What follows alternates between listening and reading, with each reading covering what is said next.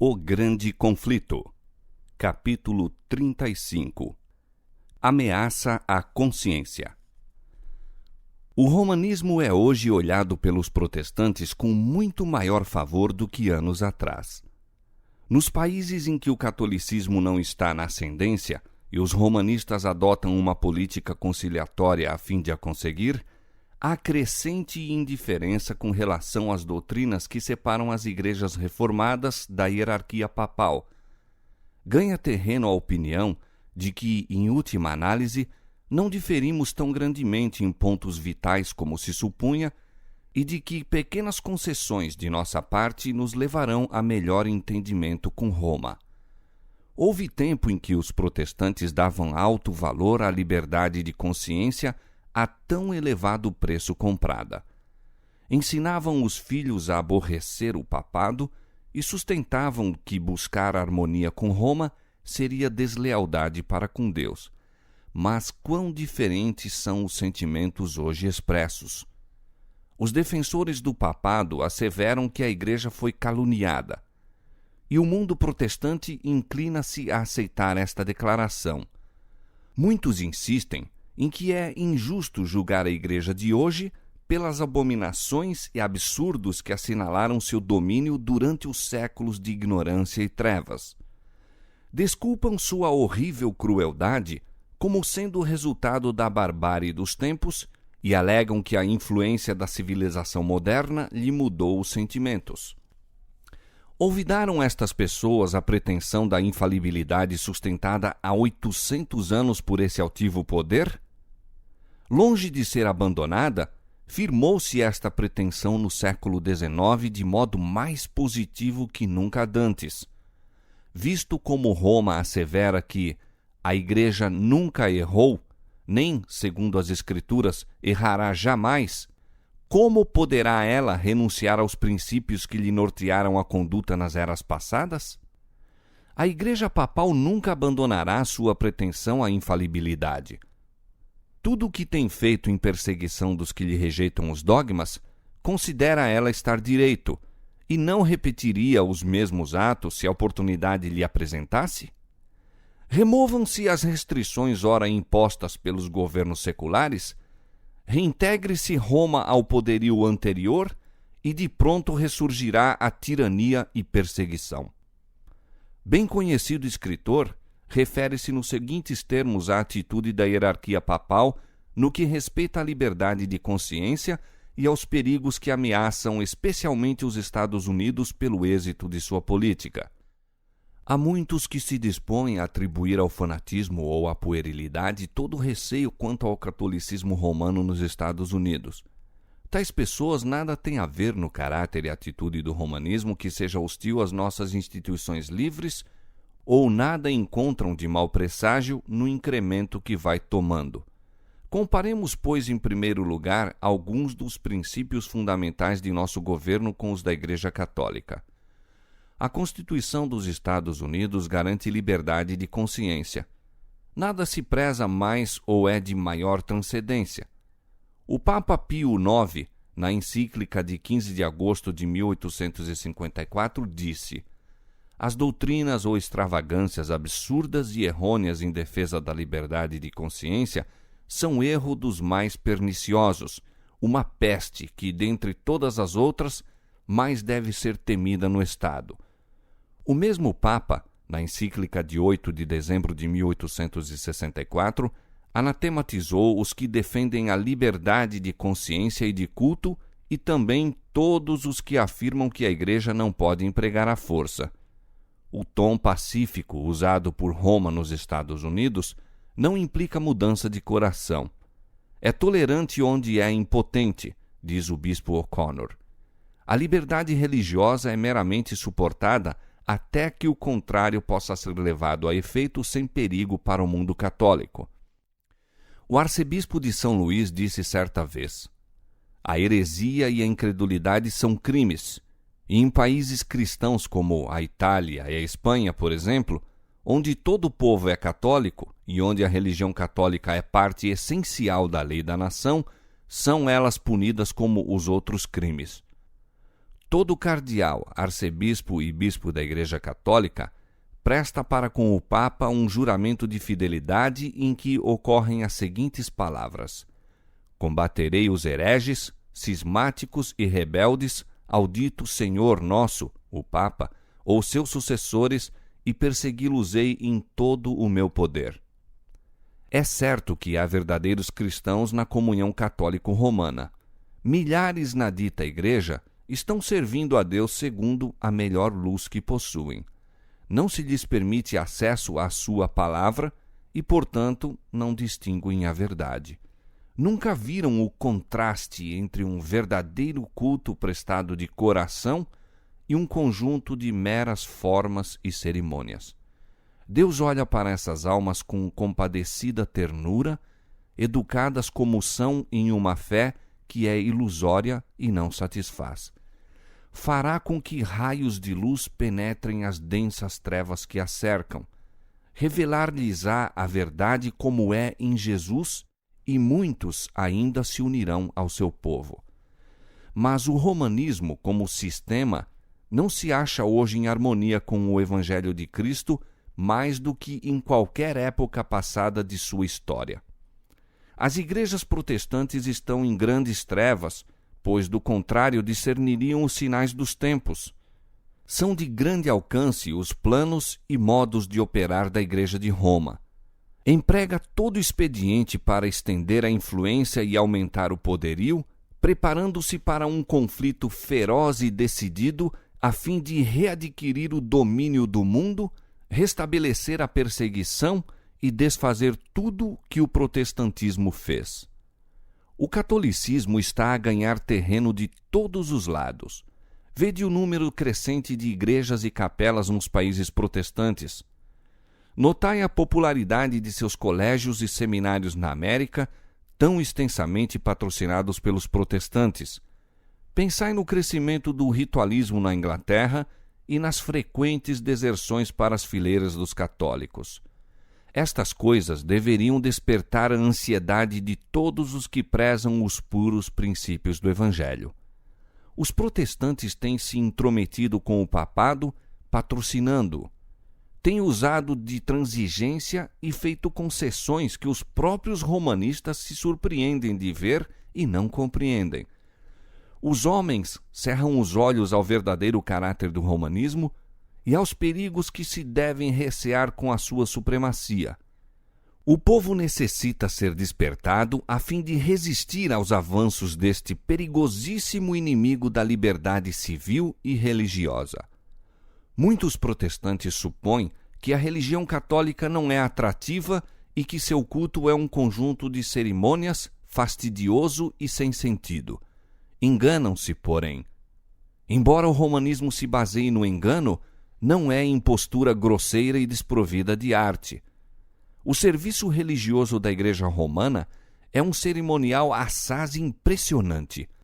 O brilho de sua ostentação e a solenidade dos ritos fascinam os sentidos do povo, fazendo silenciar a voz da razão e da consciência.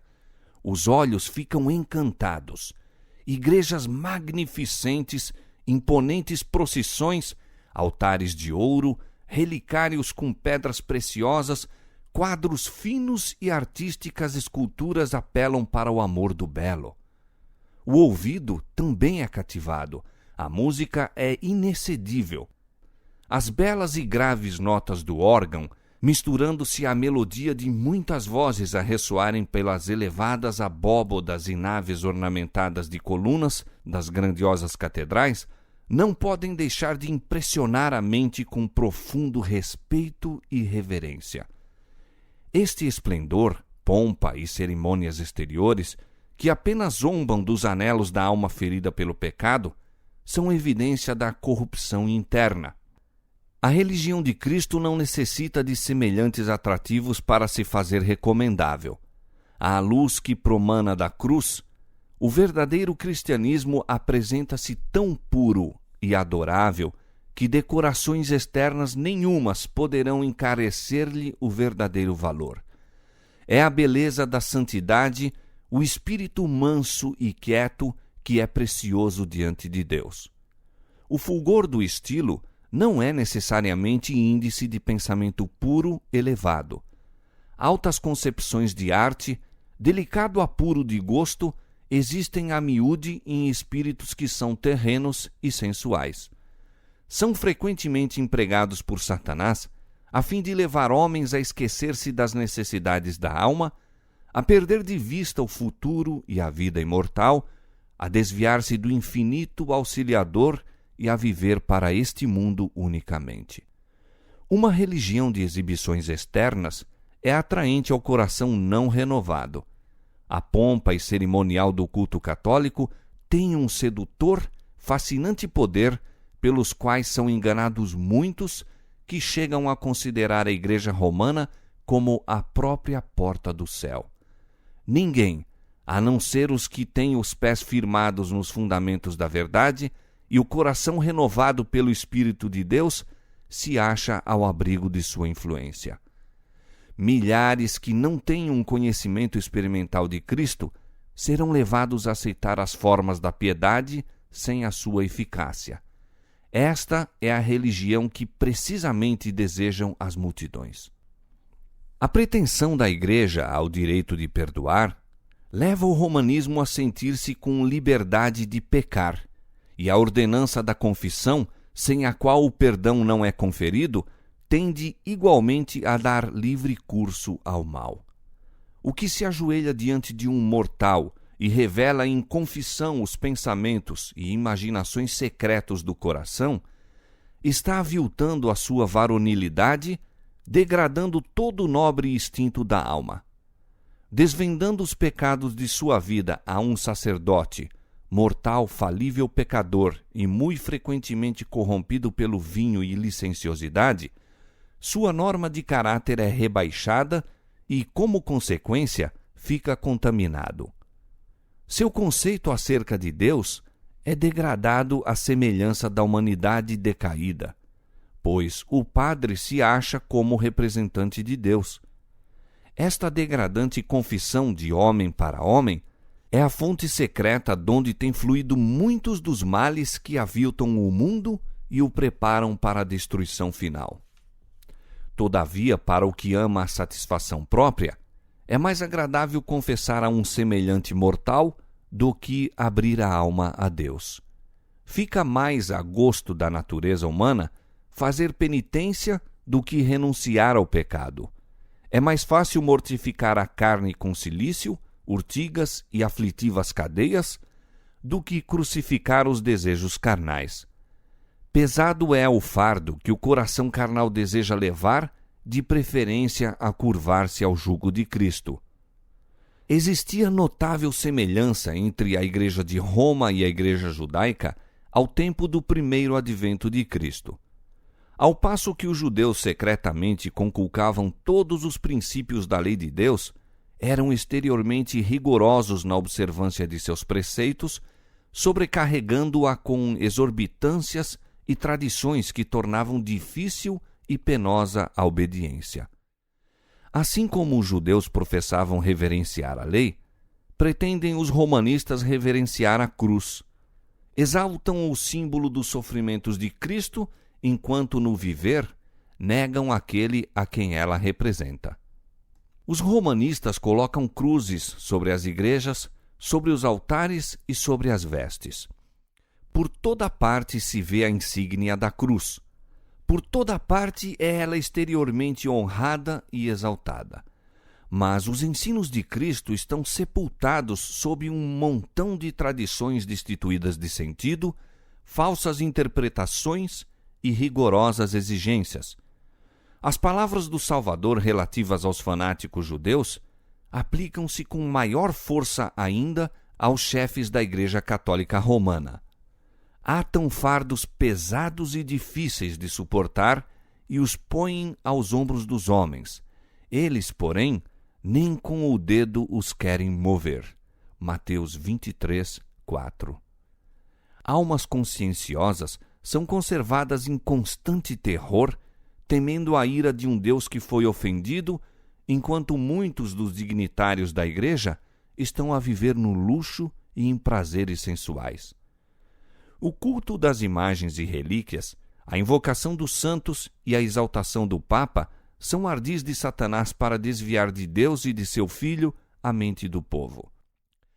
Para efetuar sua ruína, esforça-se por arredar sua atenção daquele por meio de quem unicamente podem encontrar salvação. Dirigirá as almas para qualquer objeto pelo qual possa ser substituído aquele que disse: Vinde a mim todos os que estáis cansados e oprimidos, e eu vos aliviarei. Mateus 11:28. É o constante esforço de Satanás representar falsamente o caráter de Deus, a natureza do pecado e os resultados finais em jogo no grande conflito. Seus sofismas diminuem a obrigação da lei divina, dando ao homem licença para pecar.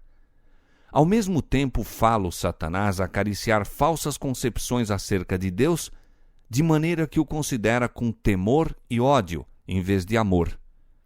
A crueldade inerente ao seu próprio caráter é atribuída ao Criador. Aparece incorporada aos vários sistemas de religião e expressa nas diversas formas de culto. Sucede assim que a mente dos homens é cegada e Satanás deles se aproveita como agentes para guerrear contra Deus. Por meio das concepções pervertidas acerca dos atributos divinos, foram as nações gentílicas levadas a crer serem os sacrifícios humanos necessários para alcançar o favor da divindade, e horríveis crueldades têm sido perpetradas sob as várias formas de idolatria. A Igreja Católica Romana, unindo as formas do paganismo com as do cristianismo, e a semelhança do primeiro, representando falsamente o caráter de Deus, tem recorrido a práticas não menos cruéis e revoltantes. Nos dias da supremacia de Roma, houve instrumentos de tortura para forçar o assentimento às suas doutrinas. Houve a fogueira para os que não queriam admitir suas exigências. Houve massacres em proporções que jamais serão conhecidos até que se revelem no dia do juízo. Os dignitários da Igreja, dirigidos por seu chefe, Satanás, dedicavam-se a inventar meios para produzir a maior tortura possível antes de pôr termo à vida das vítimas. Em muitos casos, o processo infernal era repetido ao limite extremo da resistência humana, até que a natureza capitulava na luta e o sofredor saudava a morte como doce alívio. Esta era a sorte dos que discordavam de Roma. Para os seus adeptos, tinha ela a disciplina do açoite, da fome, das austeridades corporais de todas as formas imagináveis, cujo aspecto punge o coração. Para conseguir o favor do céu, os penitentes violavam as leis de Deus, transgredindo as leis da natureza. Eram ensinados a romper com os laços que ele fizera para abençoar e alegrar a permanência do homem na terra.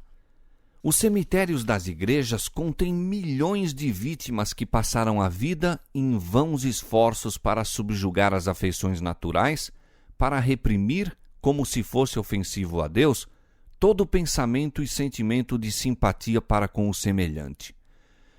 Se quisermos compreender a decidida crueldade de Satanás, manifestada no transcurso dos séculos, não entre os que jamais ouviram algo acerca de Deus, mas no próprio coração da cristandade e através da mesma em toda a sua extensão, temos apenas de olhar para a história do romanismo. Por meio deste gigantesco sistema de engano, o príncipe do mal leva a efeito seu propósito de acarretar a desonra a Deus e a desgraça ao homem. E vendo nós como consegue disfarçar-se e realizar a sua obra por intermédio dos dirigentes da Igreja, melhor podemos compreender o motivo de ter tão grande aversão à Escritura Sagrada. Se este livro for lido, a misericórdia e amor de Deus serão revelados. Ver-se-á que ele não impõe aos homens nenhum desses pesados fardos. Tudo o que requer é um coração quebrantado e contrito, um espírito humilde e obediente. Cristo não dá em sua vida nenhum exemplo que autorize os homens e mulheres a se encerrarem em mosteiros sob pretextos de se prepararem para o céu. Jamais ensinou que o amor e a simpatia devem ser reprimidos. O coração de Jesus transbordava de amor. Quanto mais o homem se aproxima da perfeição moral, mais acentuada é sua sensibilidade, mais aguda a percepção do pecado e mais profunda a simpatia para com os aflitos. O Papa pretende ser o vigário de Cristo, mas como se poderá comparar o seu caráter com o de nosso Salvador? Viu-se alguma vez Cristo condenar homens à prisão ou ao instrumento de tortura porque não lhe renderam homenagem como Rei do céu? Acaso foi sua voz ouvida a sentenciar à morte os que o não aceitaram? Quando Jesus foi menosprezado pelo povo da aldeia samaritana, o apóstolo João se encheu de ira e perguntou: Senhor, queres que digamos que desça fogo do céu e os consuma como Elias também o fez?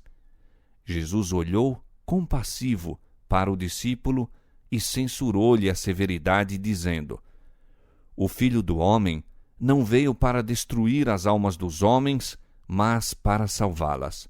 Lucas capítulo 9, versos 54 e 56. Quão diferente do espírito manifestado por Cristo é o do seu professo vigário. A Igreja de Roma apresenta hoje ao mundo uma fronte serena, cobrindo de justificações o registro de suas horríveis crueldades. Vestiu-se com roupagens de aspecto cristão, não mudou, porém. Todos os princípios formulados pelo papado em épocas passadas existem ainda hoje. As doutrinas inventadas nas tenebrosas eras ainda são mantidas. Ninguém se deve iludir.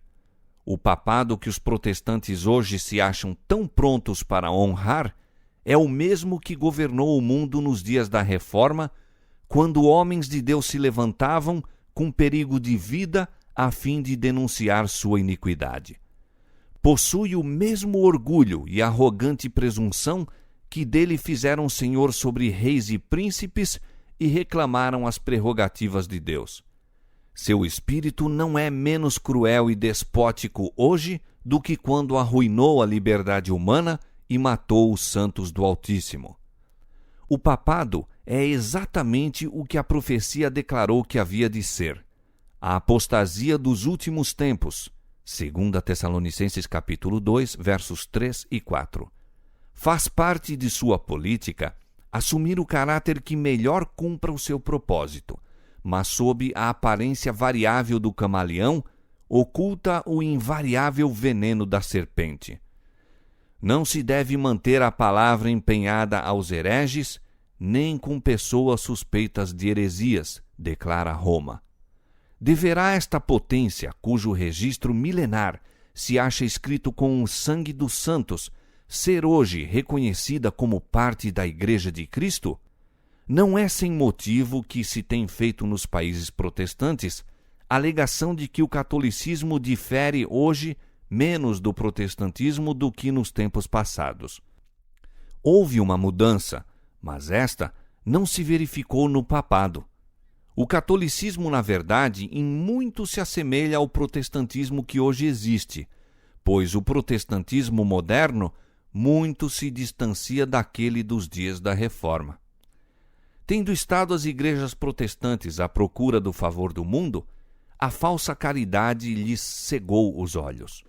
Não veem senão que é direito julgar bem de todo o mal. E como resultado inevitável, julgarão finalmente mal de todo o bem. Em vez de permanecerem em defesa da fé que uma vez foi entregue aos santos, estão hoje, por assim dizer, justificando Roma por motivo de sua opinião inclemente para com ela e rogando perdão pelo seu fanatismo. Uma numerosa classe, mesmo dentre os que consideram o romanismo sem favor, pouco perigo percebe em seu poderio e influência. Muitos insistem em que as trevas intelectuais e morais que prevaleceram durante a Idade Média favoreceram a propagação de seus dogmas, superstições e opressão, e que a inteligência maior dos tempos modernos, a difusão geral do saber e a crescente liberalidade em matéria de religião vedam o avivamento da intolerância e tirania. O próprio pensamento de que tal estado de coisas venha a existir nesta era esclarecida é ridicularizado. É verdade que grande luz intelectual, moral e religiosa resplandece sobre esta geração. Das páginas abertas da Santa Palavra de Deus, tem-se derramado luz do céu sobre o mundo. Mas cumpre lembrar que quanto maior a luz concedida, maiores as trevas dos que a pervertem ou rejeitam. Um estudo da Escritura Sagrada feito com oração mostraria aos protestantes o verdadeiro caráter do papado e os faria aborrecê-lo e evitá-lo. Mas muitos são tão sábios em seu próprio conceito que não sentem necessidade de humildemente buscar a Deus para que possam ser levados à verdade. Posto que, se orgulhando de sua ilustração, são ignorantes tanto sobre as Escrituras como a respeito do poder de Deus. Precisam de algum meio de acalmar a consciência e buscam o que menos espiritualmente humilhante é. O que desejam é um modo de esquecer a Deus que passe por um modo de lembrar-se dele. O papado está bem adaptado a satisfazer as necessidades de todos estes. Está preparado para as duas classes da humanidade, abrangendo o mundo quase todo: os que desejam salvar-se pelos próprios méritos e os que desejam ser salvos em seus pecados. Eis aqui o segredo de seu poder. Uma época de grandes trevas intelectuais demonstrou-se favorável ao êxito do papado. Provar-se-á ainda que um tempo de grande luz intelectual é igualmente favorável a seu triunfo. Nos séculos antigos, quando os homens estavam sem a palavra de Deus e sem conhecimento da verdade, seus olhos estavam vendados e milhares se enredavam, não vendo a cilada que lhes era armada sob os pés. Nesta geração, muitos há cujos olhos se tornam ofuscados pelo resplendor das especulações humanas, da falsamente chamada ciência. Não percebem a rede e nela caem tão facilmente como se estivessem de olhos vendados. É o intuito de Deus que as faculdades intelectuais do homem sejam tidas na conta de um dom proveniente de seu Criador e empregadas no serviço da verdade e da justiça. Mas quando são acariciados o orgulho e a ambição, e os homens exaltam as suas próprias teorias acima da palavra de Deus, pode então a inteligência causar maior dano que a ignorância. Assim, a falsa ciência da atualidade, que mina a fé nas Escrituras Sagradas, mostrar-se-á tão bem-sucedida no preparar o caminho para a aceitação do papado com seu formalismo aprazível, como o fez a retenção do saber ao abrir o caminho para o seu engrandecimento na Idade Média. No movimento ora em ação nos Estados Unidos, a fim de conseguir para as instituições e usos da Igreja o apoio do Estado, os protestantes estão a seguir as pegadas dos romanistas. Na verdade, mais que isto, estão abrindo a porta para o papado a fim de adquirir na América protestante a supremacia que perdeu no Velho Mundo. E o que dá maior significação a este movimento é o fato de que o principal objeto visado é a obrigatoriedade da observância do domingo, prática que se originou com Roma e que ela alega como sinal de sua autoridade. É o espírito do papado, espírito de conformidade com os costumes mundanos, com a veneração das tradições humanas acima dos mandamentos de Deus, que está embebendo as igrejas protestantes e levando-as a fazer a mesma obra de exaltação do domingo, a qual antes delas fez o papado. Se o ouvinte deseja compreender que agentes atuarão na luta prestes a vir, não tem senão que investigar o relato dos meios que Roma empregou com o mesmo fito nos séculos passados. Se quiser saber como romanistas e protestantes unidos tratarão os que rejeitarem seus dogmas, Veja o espírito que Roma manifestou em relação ao sábado e seus defensores.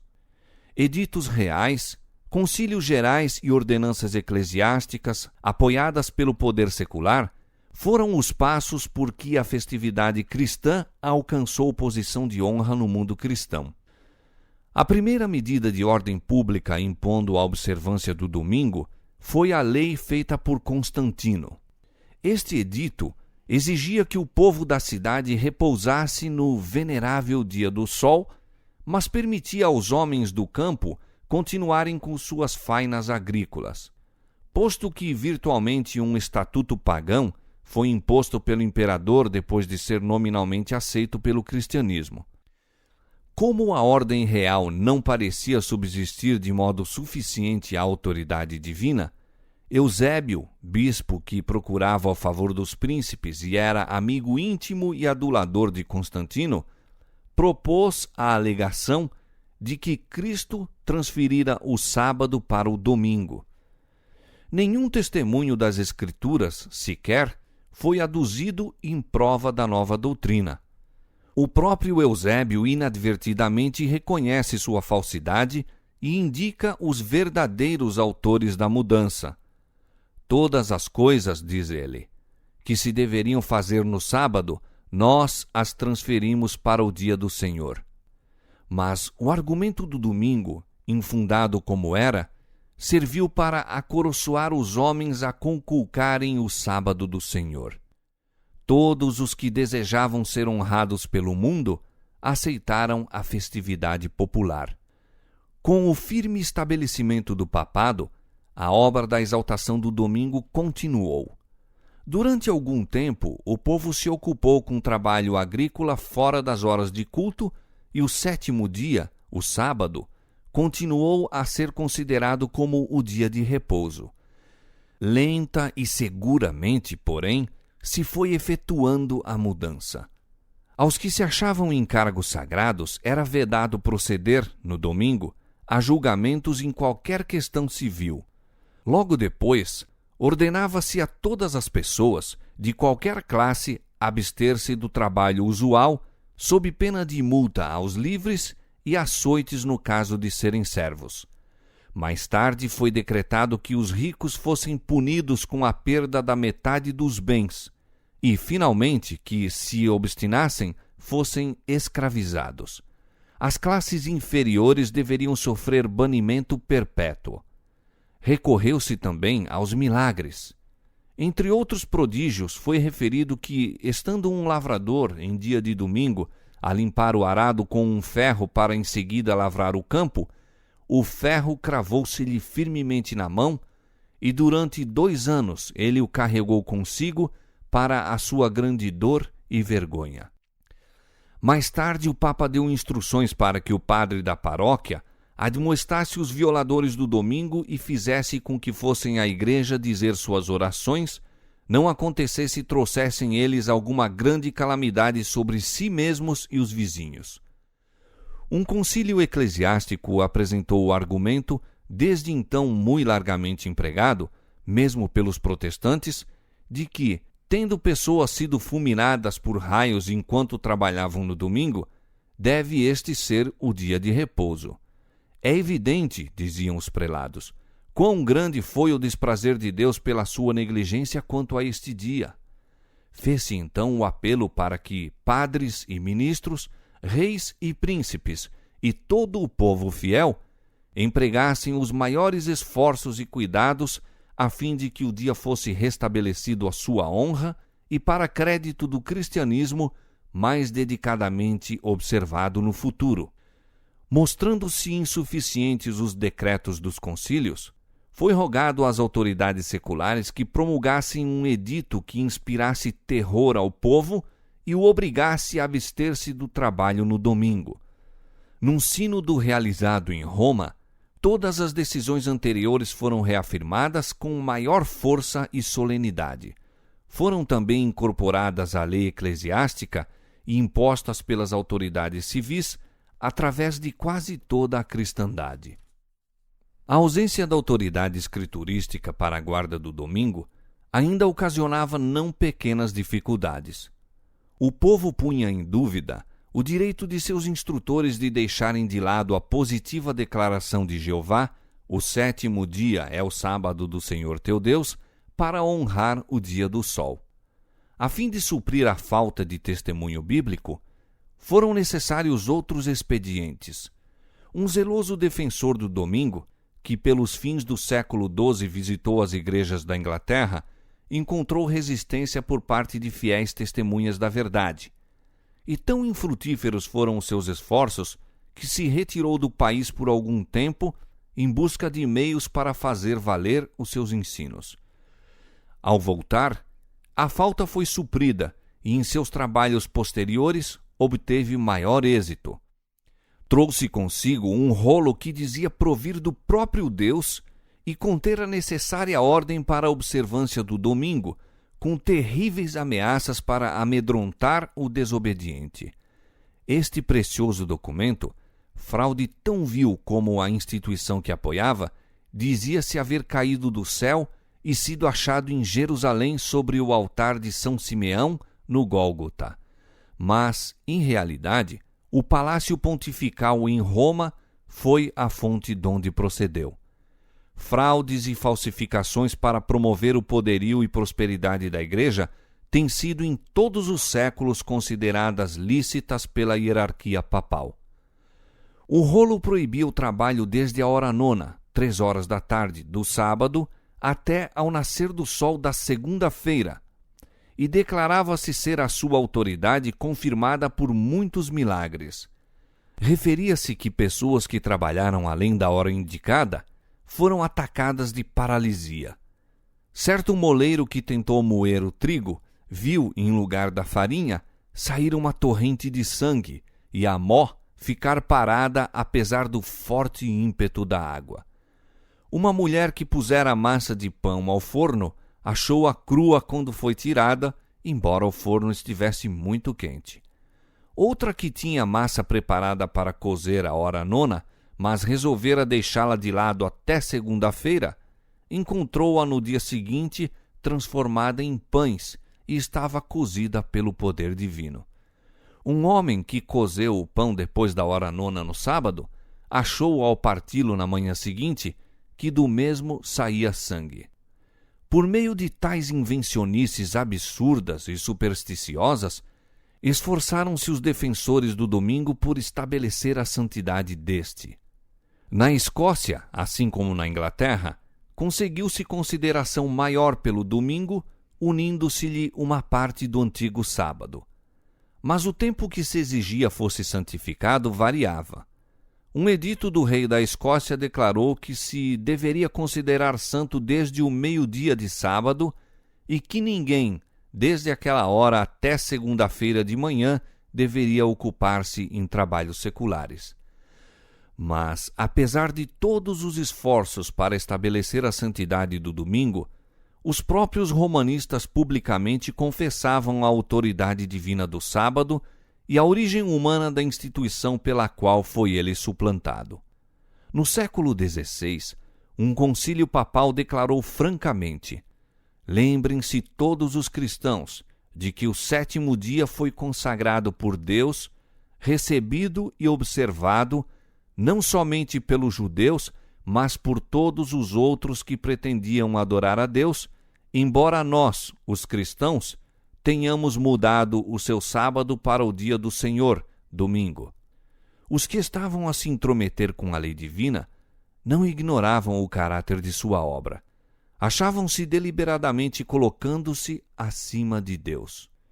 Exemplo notável da política de Roma para com os que dela discordavam foi dado na longa e sanguinolenta perseguição dos valdenses, alguns dos quais eram observadores do sábado. Outros sofreram de modo semelhante pela sua fidelidade para com o 4º mandamento. A história das igrejas da Etiópia é especialmente significativa. Em meio das trevas da Idade Média, os cristãos da África Central foram perdidos de vista e esquecidos pelo mundo, e durante muitos séculos gozaram liberdade no exercício de sua fé. Mas, finalmente, Roma soube de sua existência e o imperador da Abissínia foi logo induzido a reconhecer o Papa como vigário de Cristo. Seguiram-se outras concessões. Foi promulgado um edito proibindo a observância do sábado sob as mais severas penas. Mas a tirania papal se tornou logo um jugo tão amargo que os abissínios resolveram sacudi-lo de seu pescoço. Depois de luta terrível, os romanistas foram banidos de seus domínios, restabelecendo-se a antiga fé.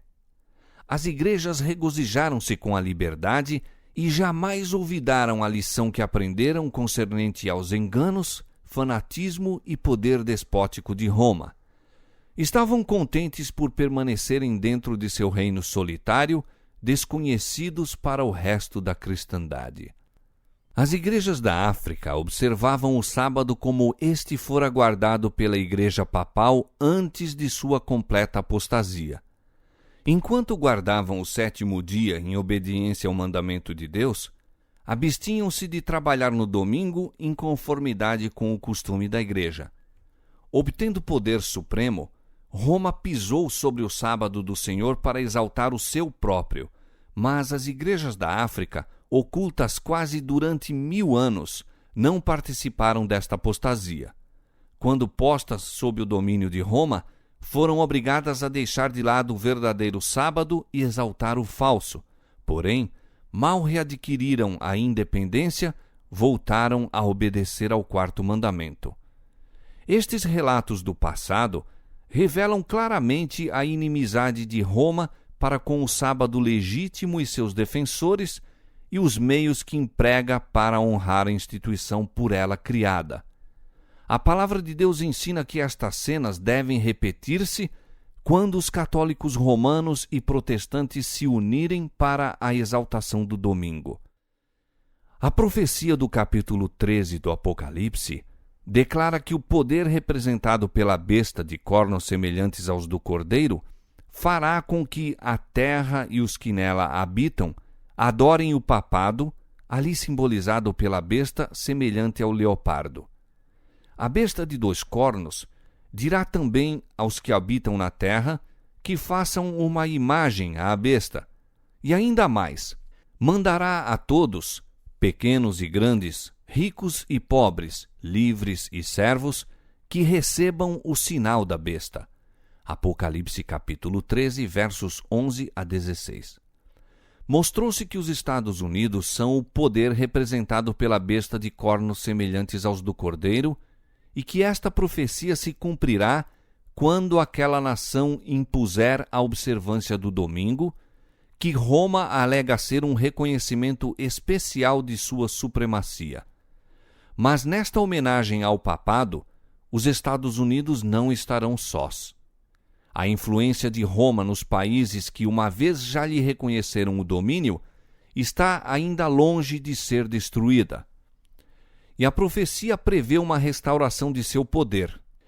Vi uma de suas cabeças como ferida de morte, e a sua chaga mortal foi curada, e toda a terra se maravilhou após a besta. Apocalipse capítulo 13, verso 13. A inflição da chaga mortal indica a queda do papado em 1798. Depois disto, diz o profeta, a sua chaga mortal foi curada, e toda a terra se maravilhou após a besta. Paulo declara expressamente que o homem do pecado perdurará até ao segundo advento, 2 Tessalonicenses 2, 8. Até mesmo ao final do tempo, prosseguirá com a sua obra de engano. E diz o escritor do Apocalipse, referindo-se também ao papado: adoraram-na todos os que habitam sobre a terra, esses cujos nomes não estão escritos no livro da vida. Apocalipse 13, 8. Tanto no Velho como no Novo Mundo, o papado receberá homenagem pela honra prestada à instituição do domingo, que repousa unicamente na autoridade da Igreja de Roma. Durante mais de meio século, investigadores das profecias nos Estados Unidos têm apresentado ao mundo este testemunho. Nos acontecimentos que ora estão a ocorrer, percebe-se rápido progresso no sentido do cumprimento da profecia. Com os ensinadores protestantes, há a mesma pretensão de autoridade divina para a guarda do domingo e a mesma falta de provas bíblicas que há com os chefes papais que forjaram os milagres para suprir a falta do mandamento de Deus. A asserção de que os juízos divinos caem sobre os homens por motivo de violarem o repouso dominical será repetida. Já se ouvem vozes neste sentido, e o movimento para impor a observância do domingo está rapidamente ganhando terreno. A sagacidade e a astúcia da Igreja de Roma são surpreendentes.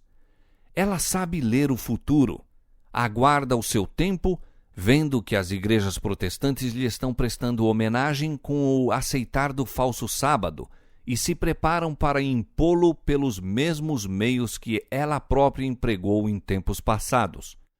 Os que rejeitam a luz da verdade procurarão ainda o auxílio deste poder que a si mesmo se intitula infalível, a fim de exaltarem uma instituição que com ele se originou. Quão prontamente virá esse poder em auxílio dos protestantes nesta obra, não é difícil imaginar. Quem compreende melhor do que os dirigentes papais como tratar com os que são desobedientes à Igreja? A Igreja Católica Romana, com todas as suas ramificações pelo mundo inteiro, forma vasta organização dirigida da sé papal e destinada a servir aos interesses desta. Seus milhões de adeptos em todos os países do globo são instruídos a se manterem sob obrigação de obedecer ao Papa. Qualquer que seja a sua nacionalidade ou governo, devem considerar a autoridade da Igreja acima de qualquer outra autoridade.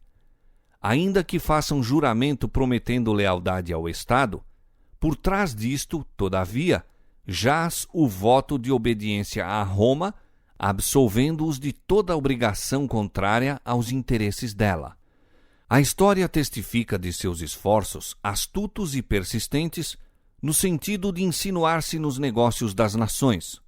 E havendo conseguido pé firme, nada mais faz que favorecer seus próprios interesses, mesmo com a ruína de príncipes e povo. No ano 1204, o Papa Inocêncio III arrancou de Pedro II, rei de Aragão, o seguinte e extraordinário juramento: Eu, Pedro, rei dos aragoneses, declaro e prometo ser sempre fiel e obediente a meu senhor, o Papa Inocêncio, a seus sucessores católicos e à Igreja Romana, e fielmente preservar meu reino em sua obediência, defendendo a fé católica e perseguindo a corrupção herética. Isso está em harmonia com as pretensões relativas ao poder do pontífice romano, de que lhe é lícito depor imperadores e de que pode absolver os súditos de sua fidelidade para com os governantes ímpios. E convém lembrar, Roma jacta-se de que nunca muda. Os princípios de Gregório VII e Inocêncio III ainda são os princípios da Igreja Católica Romana. E tivesse ela tão somente o poder, pô-los-ia em prática com tanto vigor agora como nos séculos passados. Pouco sabem os protestantes do que estão fazendo ao se proporem a aceitar o auxílio de Roma na obra da exaltação do domingo. Enquanto se aplicam à realização de seu propósito, Roma está visando a restabelecer o seu poder para recuperar a supremacia perdida. Estabeleça-se nos Estados Unidos o princípio de que a Igreja possa empregar ou dirigir o poder do Estado, de que as observâncias religiosas possam ser impostas pelas leis seculares. Em suma, que a autoridade da Igreja e do Estado devem dominar a consciência, e Roma terá assegurado o triunfo nesse país. A palavra de Deus deu aviso do perigo iminente. Se este for desatendido, o mundo protestante saberá quais são realmente os propósitos de Roma apenas quando for demasiado tarde para escapar da cilada. Ela está silenciosamente crescendo em poder. Suas doutrinas estão a exercer influência nas assembleias legislativas, nas igrejas e no coração dos homens. Está a erguer suas altaneiras e maciças estruturas, em cujos secretos recessos se repetirão as anteriores perseguições. Sorrateiramente e sem despertar suspeitas, está aumentando suas forças para realizar seus objetivos ao chegar o tempo de dar o golpe. Tudo o que deseja é a oportunidade, e esta lhe está sendo dada. Logo veremos e sentiremos qual é o propósito do romanismo. Quem quer que creia na palavra de Deus e a ela obedeça, incorrerá por esse motivo em censura e perseguição.